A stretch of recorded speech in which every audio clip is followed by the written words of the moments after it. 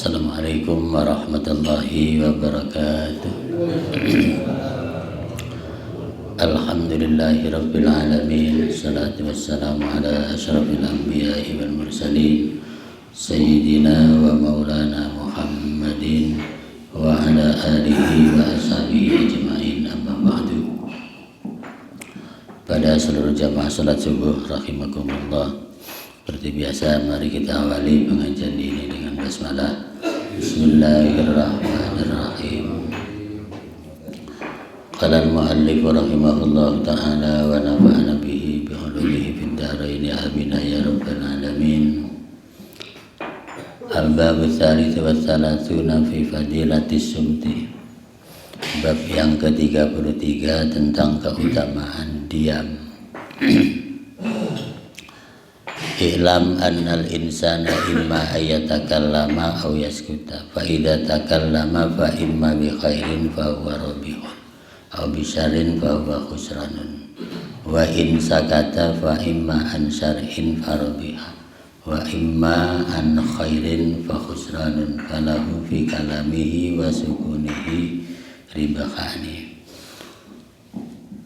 Bab yang kita bahas pagi ini adalah tentang keutamaan diam. Bahwa manusia itu kemungkinannya cuma dua dengan nikmat mulutnya, yaitu antara bicara dengan diam. Kalau nggak diam ya bicara, kalau nggak bicara ya diam. Kemudian yang diajarkan di dalam Islam adalah nilai bicara itu. Disuruh selektif dalam berbicara atau dalam diam.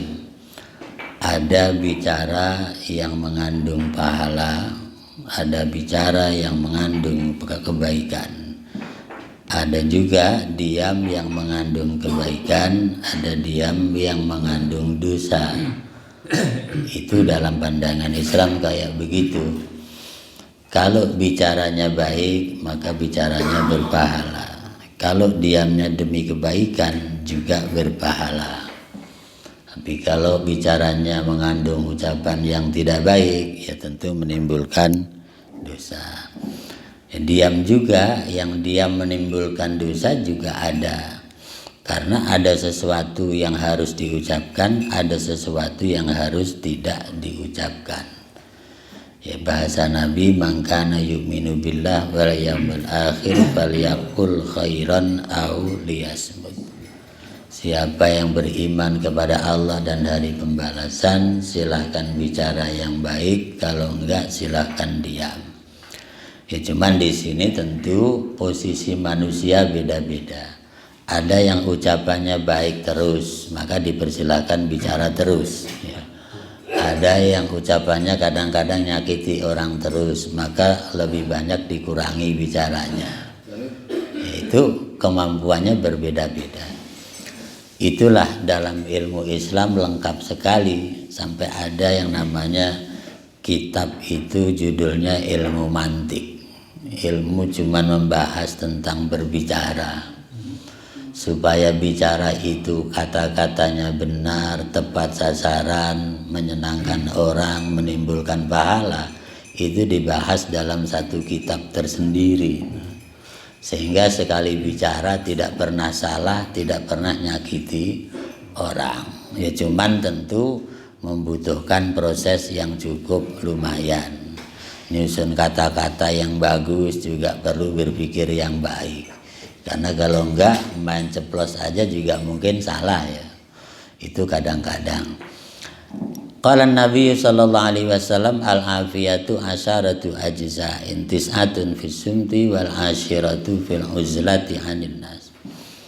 Rasul menyebutkan di sini bahwa afiat itu ada 10 bagian. 9 ada pada sikap diam, sedangkan yang ke-10 ada pada sikap menjauh dari kerumunan banyak pergaulan.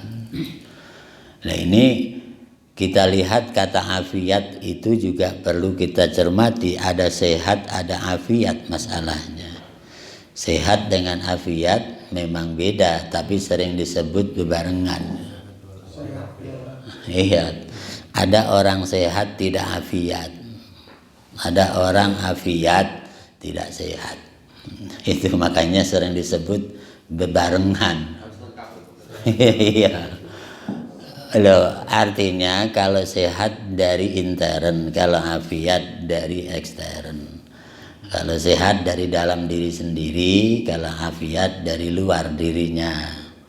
Itu makanya Nabi pernah menyebut dalam doa orang perang itu kan, la tatamannu liqa al-aduwi was'alullah al-afiyat. Ya, kalian dalam perang jangan berharap ketemu musuh. Artinya jangan ingin ketemu musuh padahal dalam perang, kata Nabi. Tapi mintalah afiat dalam peperangan. Itu kan menarik bahasanya ya. Jadi kata Nabi, oh namanya perang kok jangan berharap ketemu musuh, kata Nabi. Ya, tapi mintalah dalam peperangan afiat. Yang dimaksud afiat adalah ekstern. Ya, badannya dalam perang dia sehat, ya kan. Tetapi kadang-kadang ditembak lawan, namanya tidak afiat. Ya kan, dari sisi luar keserang, ya kan, dia kan sehat badannya, karena kenal rudal ya nggak afiat gitu. Akhirnya sehatnya hilang karena tidak afiat, itu kan ya. Jadi sisi luar, ada orang sehat segar bugar, ya kemudian tiba-tiba kupingnya dengar ada gosip, itu namanya tidak afiat, badannya masih sehat, begitu diisukan begini-begini kupingnya kedengeran, maka serangan dari luar masuk, namanya tidak afiat. Itu. Jadi kalau afiat itu dari sisi luar dirinya sendiri. Oleh karena itu sering disebut dua-duanya sehat walafiat. Karena dari dalam juga sehat, dari luar tidak ada ancaman apa-apa. Itu namanya afiat. Nah di sini orang dalam pergaulan sangat dibutuhkan yang namanya afiat. Artinya selamat dari benturan di luar diri kita. Itu kan, itu penting dalam pergaulan. Lah kata Nabi, afiat itu sebenarnya terdiri dari 10 bagian. Tapi 10 bagian yang 9 justru ada pada sikap diam. Ya, yang ke-10 baru berbicara gitu tuh. Jadi ada yang bicara jadi selamat dari serangan luar, ada yang diam jadi selamat dari bahaya dari luar gitu tuh. Tapi yang paling banyak justru dari sikap diam itu dari luarnya. Jadi pengen selamat banyak diam. Itu dibanding banyak bicara gitu. Jadi 9 banding 1 gitu kata Nabi. Jadi sikap diam itu memang kadang-kadang membingungkan, tetapi di situ sumber keselamatan ya, untuk supaya tidak ada bahaya dari luar diri kita. Ya kan kadang-kadang ada orang kesinggung yang tadinya teman akrab kesinggung malah keluar goloknya padahal teman sendiri. Itu gara-gara ucapan salah kesinggung. Padahal tadi sejam berikutnya masih akrab bercanda. Sejam berikutnya temannya udah mati ditikam. Cuman gara-gara ucapan yang salah, sehingga dari afiat serangan dari luarnya tidak ada lagi, sehatnya otomatis hilang karena tidak afiat. Itu kan ya. Ya itulah dalam kehidupan. Makanya orang hidup itu disuruh menghargai orang lain, kalau enggak disuruh diam gitu. Tapi diam juga kadang-kadang salah dalam pergaulan. Kita di jalan ketemu Pak Agus diam aja, salah diamnya, ya kan ya. Ilahi sombong amat ketemu teman udah kenal kagak negur gak apa, itu kan salah diamnya ya. Jadi salah diam begitu itu kan ya. Itu ya makanya sampai ada seorang wali perempuan namanya Robiah Al-Adawiyah itu, dia untuk menjaga mulut itu bahasanya, saya tidak akan bicara dengan siapa-siapa kecuali dengan Al-Quran. Ya artinya dia banyak menjaga mulut sesuai dengan Al-Quran. Itu maksudnya. Ya makanya kan dalam kehidupan ini kalau orang pandai bicara belum tentu jadi orang hebat gitu loh. Ya kan ya. Ya karena tadi itu banyak salahnya, orang sering ngomong itu banyak salahnya gitu. Kecuali kalau ngomongnya berdasarkan ayat-ayat dan hadis Rasul, namanya ngajar tafsir, ngajar hadis gitu kan ya. Itu baru, karena itu di situ bukan dia bicara, tapi cuman menyampaikan isi Al-Qur'an dan isi hadis, sehingga jauh dari kesalahan. Makanya berkali-kali di mana-mana itu kalau kita survei Pak Haji ya, itu masjid musola di mana-mana gitu itu. Yang ngaji rutin begini paling 5 orang Pak Haji. Benar nggak? Iya.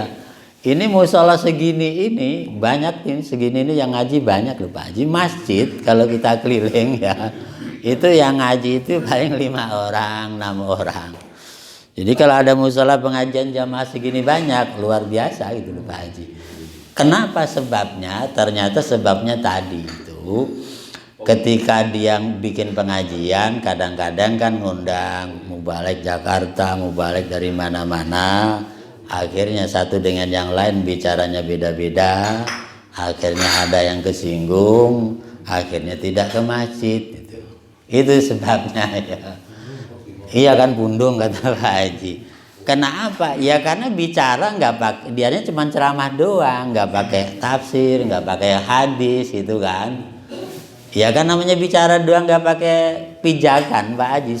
Sehebat apapun orang ada keplesetnya gitu loh Pak Haji ya. Tapi kalau pakai ayatnya ada, hadisnya ada kan cuma menjelaskan, nggak bawa apa-apa, nggak bawa misi apa-apa.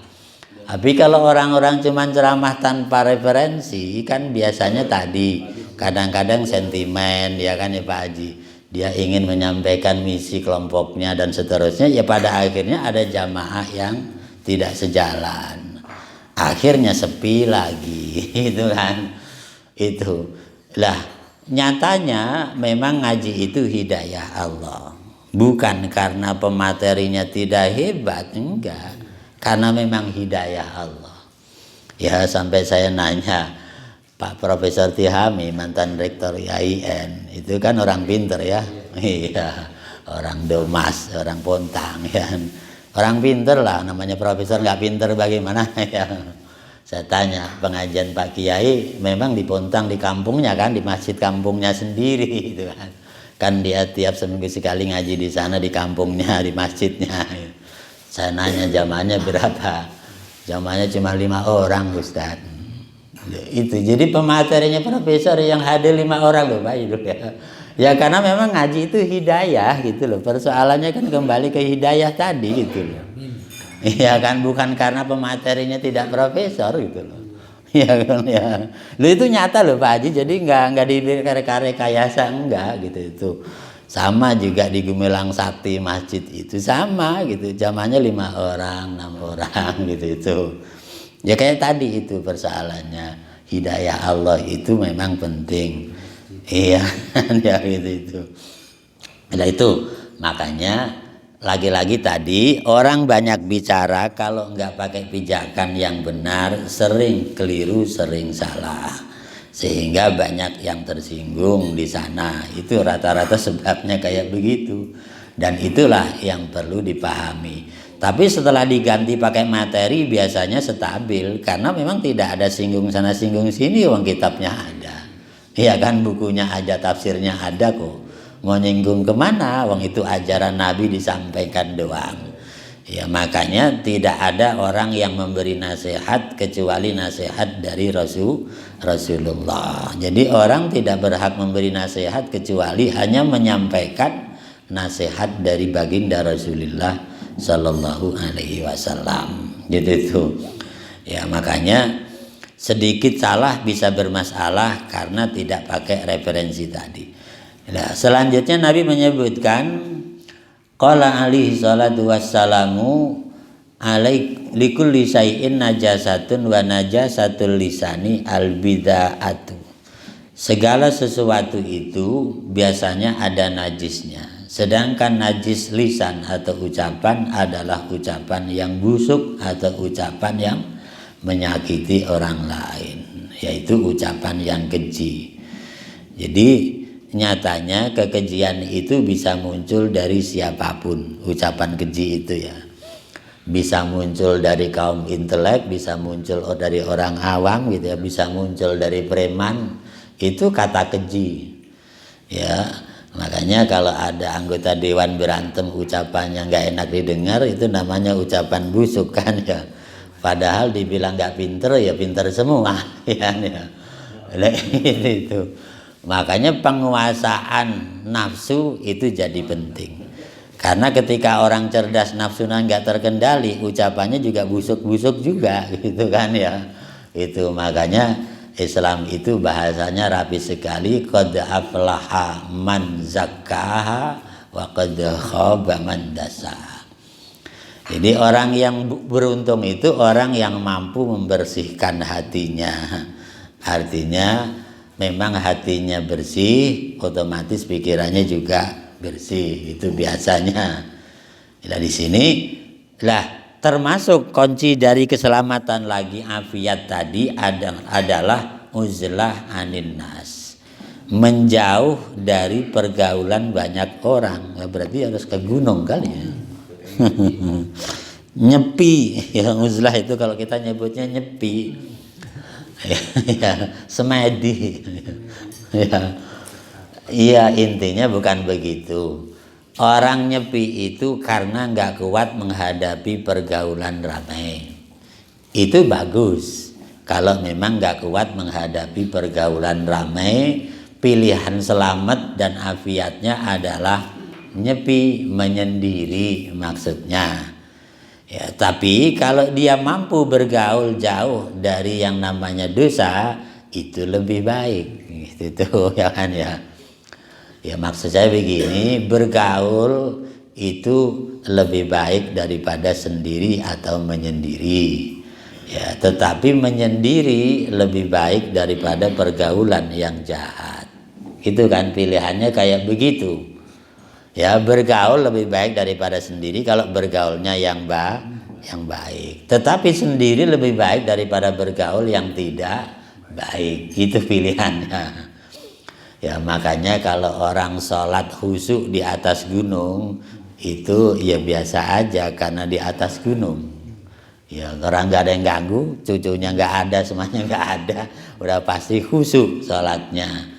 Nah sekarang kalau sholat di keramaian rame luar biasa masjidnya, tapi sholatnya khusyuk, itu tentu lebih baik.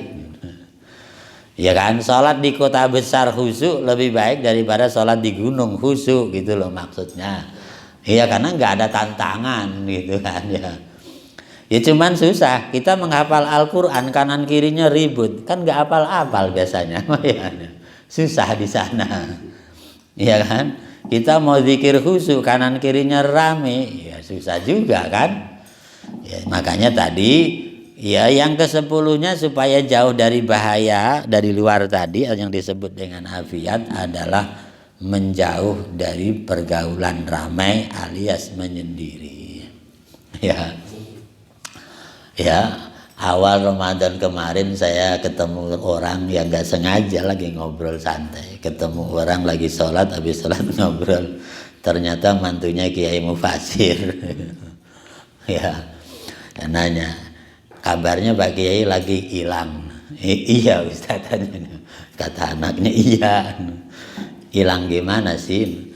Ramadan itu tanggal 1 masih ada, tanggal 2 nggak ada. Sampai sekarang ya belum pulang. Belum ada. Ya kata mantunya gitu. Tapi waktu ngecek dari anak santri pas tanggal 2 Ramadan itu beliau pergi pakai mobil tapi plat nomornya ditutup, kata anak santri. Plat nomornya ditutup. Ya tahu mobilnya tapi plat nomornya nggak ada, jadi ya ditutup gitu tuh kata santrinya. Ya terus pulang, terus sampai sekarang ini belum pulang. Ya. Ya nggak tahu. Ya itulah maksudnya. Kalau saya yakinnya uzlah, ya kan, maksudnya pengen di tempat istirahat di mana yang sepi gitu. Karena saya dengar-dengar kata orang yang akrab dengan dia kan lagi beli gunung 2 katanya. Jadi di sana mungkin udah ada villa obat zikir kali ya. Mungkin udah ada di sana kali. Cuman anak-anaknya nggak tahu kalau beliau beli gunung 2 gitu. Ya. Ya mungkin lagi uzlah di sana nyepi ya zikir, lagi zikir di sana. Ya karena cucunya banyak mungkin ruwet kali ya, kalau nggak bisa zikir kali, tinggal ke sana mungkin. Wallahualam, karena uzlah itu memang da'bus shalihin. Uzlah itu memang kebiasaan orang-orang soleh di masa lalu. Ya karena tadi, makanya adalah salah kalau ada orang sudah punya cucu kemudian gak bisa zikir gara-gara dititipin cucu, itu salah. Karena kakeknya harusnya disuruh uzlah, disuruh banyak zikir, malah ngomong cucu, salah itu. Anaknya salah, maksud saya anaknya yang nitipin itu salah ya. Iya. Iya iyalah. Orang mertua ada sepuh suruh banyak zikir dititipin cucunya, itu salah sebenarnya. Orang harusnya nyepi uzlah zikir banyak untuk persiapan akhirat gitu. Disibukin sama cucunya. Pengen sendiri Pak. Pengen siapa? Oh, pengen sendiri ngomong cucunya. Ya sesekali nggak apa-apa. Kalau waktunya habis ngomong salah itu masalah. Kalau sesekali memang boleh Pak Haji, ya boleh. Ya namanya cucu kan kesayangan. Tapi kalau waktunya habis ngomong cucu nggak zikir-zikir itu salah. Yang salah anaknya maksud saya ya. Nitipin cucunya itu salah.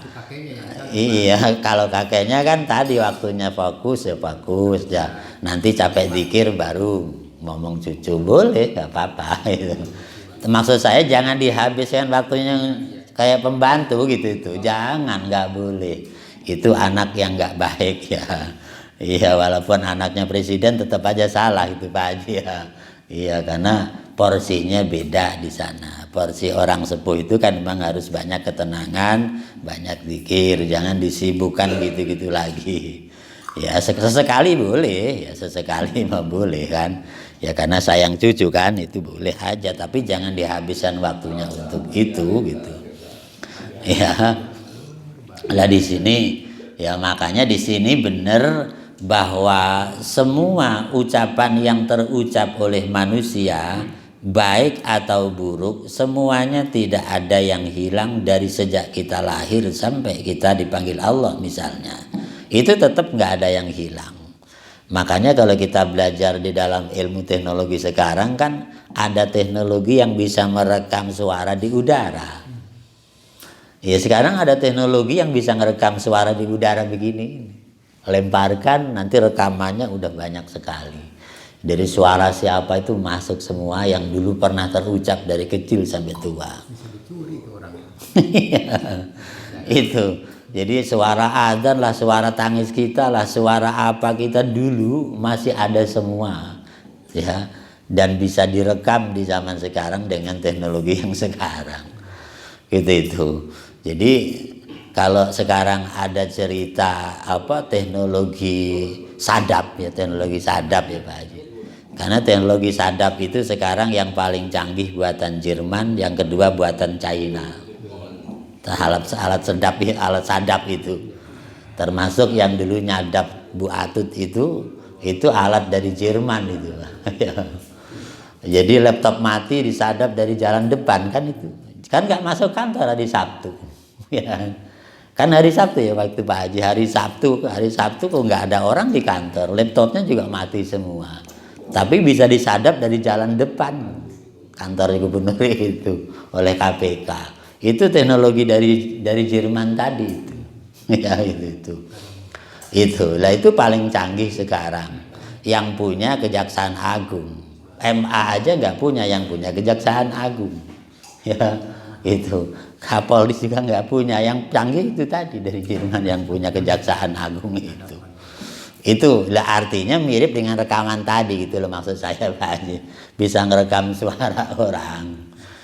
Iya, yang sudah ada di udara padahal kan bukan langsung bicara begini gitu. Jadi kalau kita lihat Ya yaumul hisab mah bagi teknologi udah nggak aneh ya Pak Haji ya. Jadi kita nanti dihisab ucapan kita dari kecil sampai tua, pahalanya berapa, dosanya berapa. Itu rekaman itu kalau sekarang diputar gitu kan di hadapan Allah tinggal diputar doang gitu. Itu. Ya kan? Catatan malaikat raqib atidnya tinggal direkam diputar doang di depannya. Ya nggak bisa ngelak kan?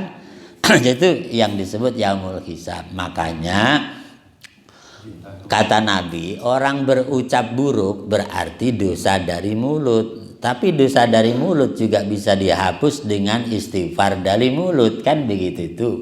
Sehingga orang itu tiap malam kata Nabi disuruh muhasabah, ya kan, introspeksi diri. Sebelum tidur, ya Allah dosa saya nggak kehitung, ucapan saya yang salah apalagi jumlahnya berapa nggak kehitung, ya kan ya. Akhirnya dia nangis doa supaya dihapus. Jadi dari mulut ada dosa, dari mulut menghapus dosa, gitu kan. Itu hasibu anfusakum qabla an tuhasabulah. Ketika kita hitung antara ucapan berdosa dengan yang tidak berdosa, ternyata banyakkan yang berdosa.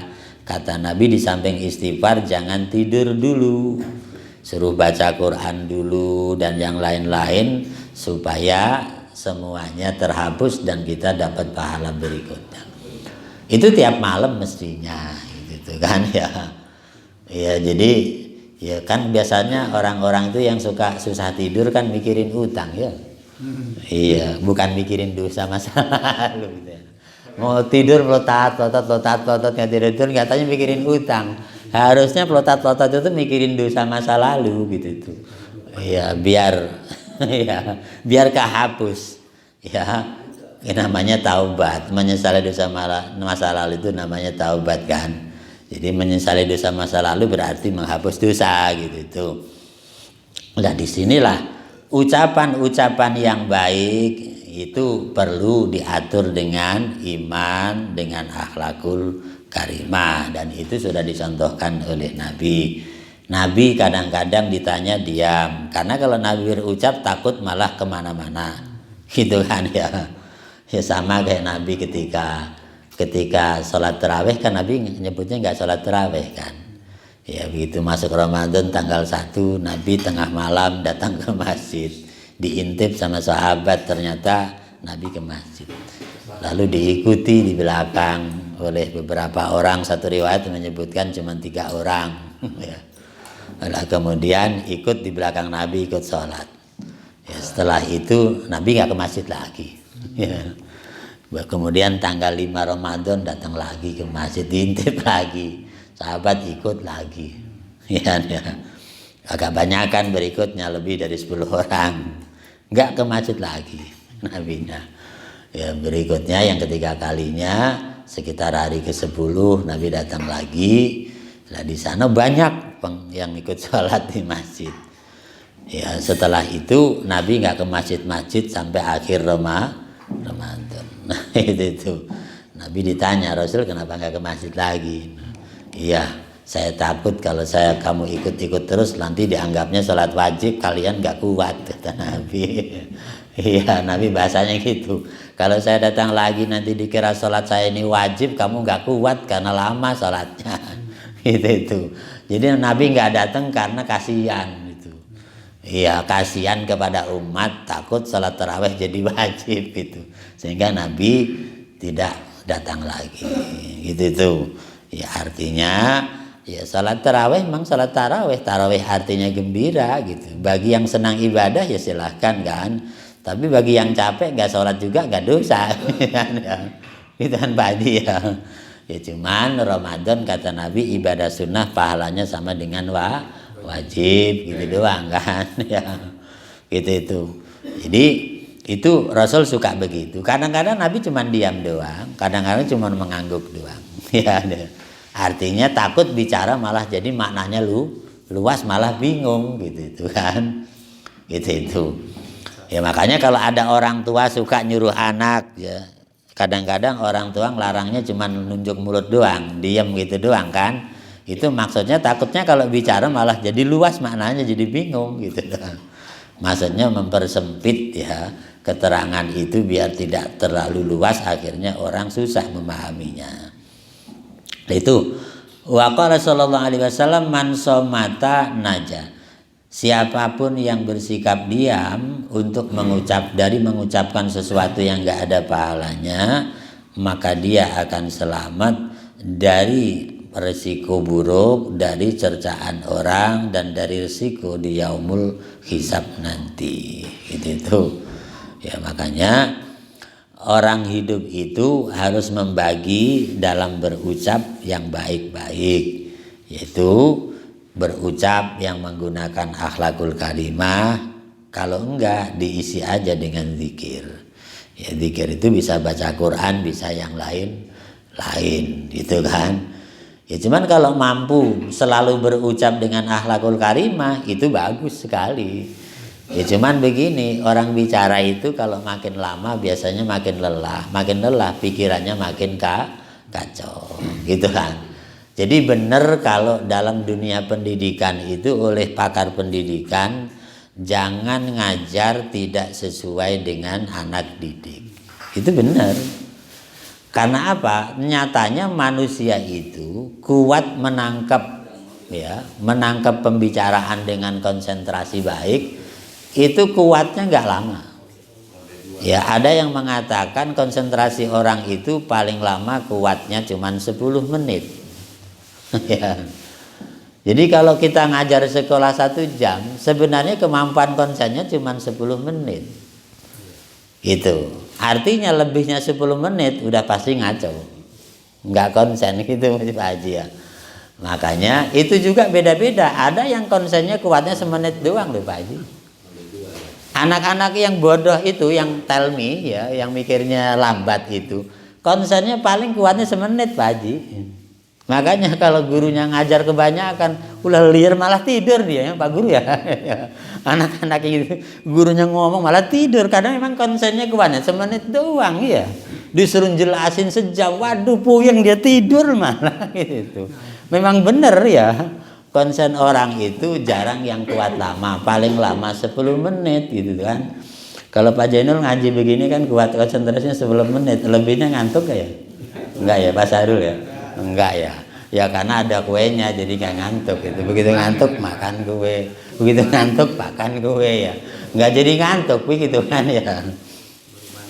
Jadi tidak ada orang kuat konsentrasi lama, gitu kan. Bahasa Nabi gini, la tu'alliqud durra ala riqabil khanazir. Bahasa Nabi indah.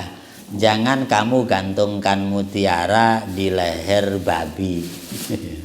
Nabi bahasanya gitu indah kan. Kamu jangan menggantungkan emas di leher babi. Ya, artinya emas itu mahal. Tapi kalau dikalungkan di leher babi, ya bukan tempatnya, dolim kan ya Pak Haji ya. Kalau emas yang indah kalungkan di leher manusia jadi indah gitu loh. Kalau yang indah dikalungkan di leher babi tidak indah. Artinya ngajar itu ilmu itu bagaikan mutiara. Tapi kalau yang dengerin nggak konsen ngantuk, ya nggak ada gunanya kayak ngalungin babi dengan emas gitu loh. Itu bahasa Nabi. Artinya orang itu kalau mau bicara, mau walaupun bagus, mau balik paling top di Indonesia, kalau kelamaan mau tidur-tidur juga ya Pak Haji. Ngantuk-ngantuk juga. Karena konsen orang itu tidak kuat lah lama itu kan.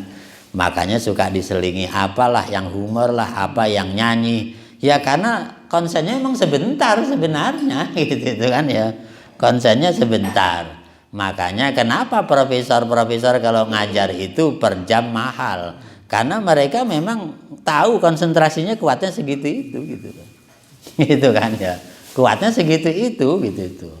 Ya, makanya dengan segala macam cara ditempuh supaya konsen yang singkat itu ilmunya bisa masuk, gitu kan? Ya tentu dengan metode yang berbeda.